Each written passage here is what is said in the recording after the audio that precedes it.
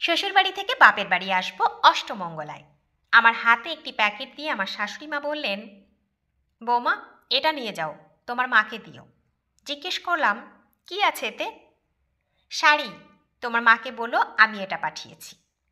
মনে মনে ভাবলাম, নিশ্চয়ই কোনো উদ্দেশ্য আছে, তা না হলে আমার মায়ের জন্য শাড়ি দিতে যাবেনি বা কেন? অতিভক্তি চোরের লক্ষণ নয় তো? শাশুড়ি মা সম্পর্কে এমন খারাপ ভাবনা আমার হতো না যদি ওই কথাটা না শুনতাম।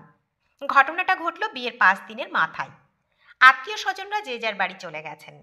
আমার একমাত্র ননদ, সেও সেদিন চলে যাবে। আমি বলেছিলাম, দিদিভাই, আরও 2 দিন থেকে যাও। ননদ বলল, থাকলে হবে না, ছেলের পরীক্ষা সামনে, বিয়ে বাড়িতে অনেক হই হুল্লোড় হয়েছে, এরপর থাকা মানে সময় নষ্ট। বাড়ি যাওয়ার সময় আমার ননদ শাশুড়ি মায়ের ঘরে ঢুকে বলে গেল, মা, তোমার মনের ইচ্ছেটা এবার পূরণ হবে, নতুন বউ তো এসেই গেছে, শুরু করে দাও। আমি শাশুড়ি মায়ের ঘরে ঠিক তখনই ঢুকতে যাচ্ছিলাম। ননদের এমন কথাটা কানে আসতেই ঘরে ঢুকতে গিয়েও আমি আর ঢুকলাম না। তারপর আমার শাশুড়ি মা বলে উঠলেন, সে কথা বলতে শুরু তো করবই, এই তো সবে 5 দিন হয়েছে, দাঁড়া, আস্তে আস্তে সব হবে, মনের সমস্ত রাগ এবার উসুল করে নেব। রাগ উসুল করে নেব এমন কথা শুনে আমি তো থ হয়ে গেছি। মনে মনে ভাবলাম, আমি এই 5 দিনে কি এমন করলাম যে রাগ উসুল করবেন?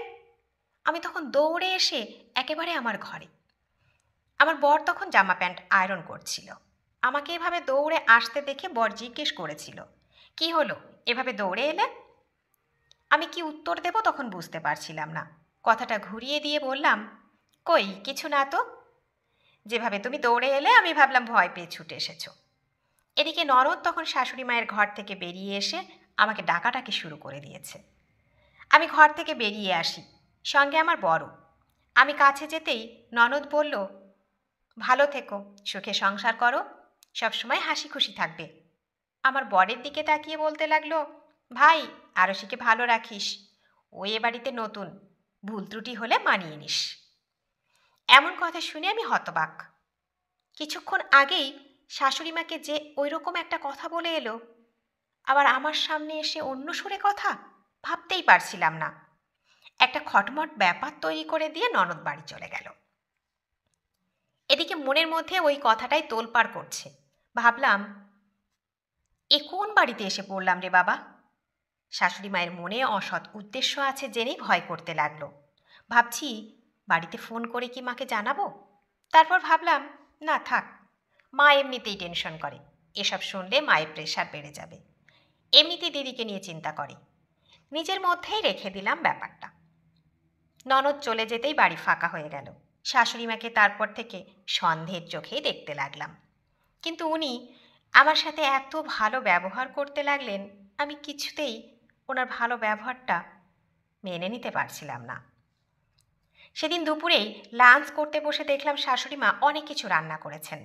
খেতে বসে আমার বর বলে উঠল, আজ মুড়ি ঘন্ট করেছ দেখছি, কী ব্যাপার? শাশুড়ি বললেন, বৌমাকে খাওয়াবো বলে।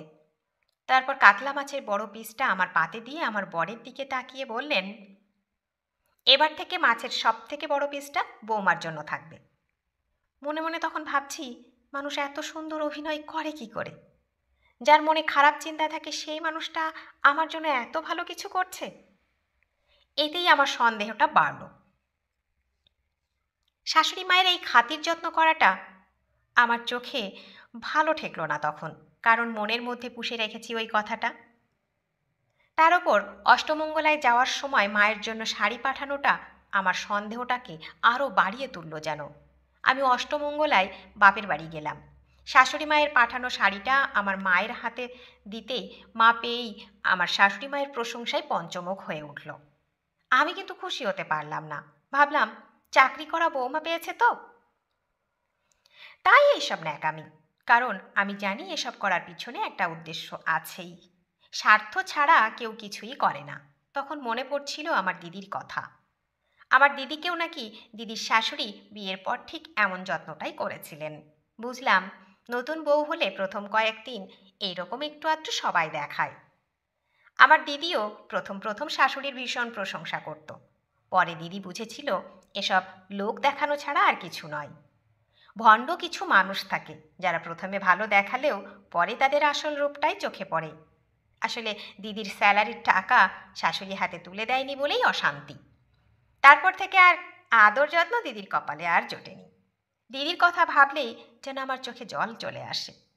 দিদির মতো শান্ত স্বভাবের মেয়ের কপালে ওরকম একটা শাশুড়ি জুটবে ভাবতেই পারি না। দিদির বিয়েটা প্রেম করেই। শ্বশুরবাড়িতে দিদির কোনো স্বাধীনতা নেই, অথচ দিদি চাকরি করে। চাকরি করলেও দিদি যেন নিজে থেকে কিছুই করতে পারে না। বাবা মাকে যদি কিছু দেয় তাও আবার লুকিয়ে, যদি জানতে পারে তাহলেই অশান্তি। অশান্তি শুধু দিদির শাশুড়িই করে না, অনির্বাণদাও দিদির সাথে ঝামেলা করে। অনির্বাণদা বলে, মেয়ের বিয়ে হয়ে যাওয়ার পরেও তোমার বাবা তোমার থেকে হাত পেতে টাকা নেয় কী করে?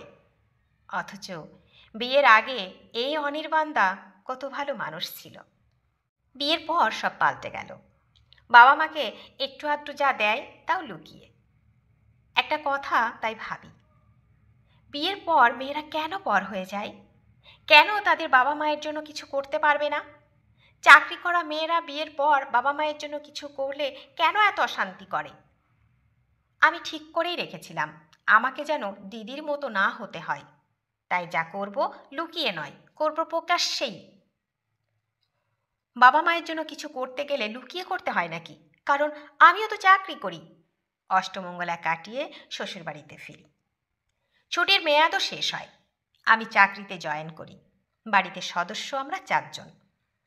আমি, আমার বর, শ্বশুর আর শাশুড়ি।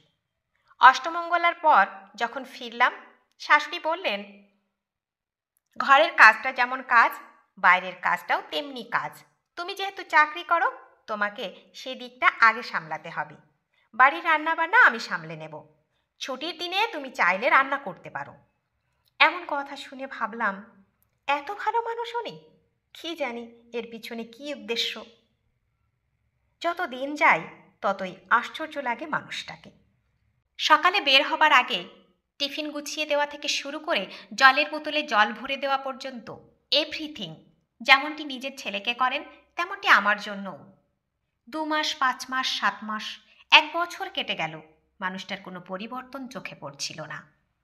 যত দিন যায় তত আরও ভালোটাই চোখে পড়তে থাকলো। বৌমার যত্নের কোনো ত্রুটি করেন না। অবাক করার বিষয়, আমার স্যালারি নিয়েও কাউকেই মাথা ঘামাতেও দেখিনি। না আমার বর, না আমার শ্বশুর, না শাশুড়ি। আমার ইচ্ছে মতো টাকা আমার বাবাকে দিই, আর সেটা আমার বর, শাশুড়ি সবাই জানে। আমার সময় মতো বাপের বাড়ি যাই। আমার স্বাধীনতায় কারো হস্তক্ষেপ নেই। যখন ইচ্ছে হয় আমার মা বাবা আমার শ্বশুরবাড়িতেও আসে। মেয়ের শ্বশুরবাড়িতে আমার বাবা মা যেভাবে সম্মান পায় সেটা সত্যিই প্রশংসনীয়। আসলে আমি আমার বাবা মায়ের জন্য লুকিয়ে কোনো কিছু করি না, তবে এটা নিয়ে কোনো অভিযোগ করতে দেখিনি কাউকেই। শাশুড়িকে যেহেতু সন্দেহের চোখে দেখতাম, সব ভালো কাজের পরেও ওনার গতিবিধি নজরে রাখতাম।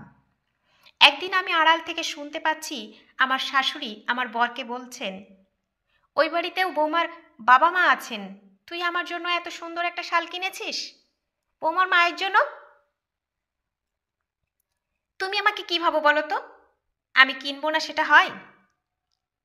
ছেলে মেয়েকে মানুষ করা তো এই জন্যেই। আমি জানি সে কর্তব্য তোর আছে। এই যে বৌমা আমাদের জন্য এত কিছু কিনে কেটে নিয়ে আসে, আমাদের সেটা পরম সৌভাগ্য। মেয়েটা বড় ভালো। নিজের বাবা মায়ের জন্যও যে করতে পারছে সেটা দেখে ভালো লাগছে। ছেলেই হোক আর মেয়ে, বাবা মা কিন্তু কষ্ট করেই মানুষ করে তাদের। উচিত তো বাবা মাকে দেখাশোনা করা। মেয়েটার কর্তব্য কর্ম দেখে ভালো লাগে বেশ। তোর বাবাও তাই বলে।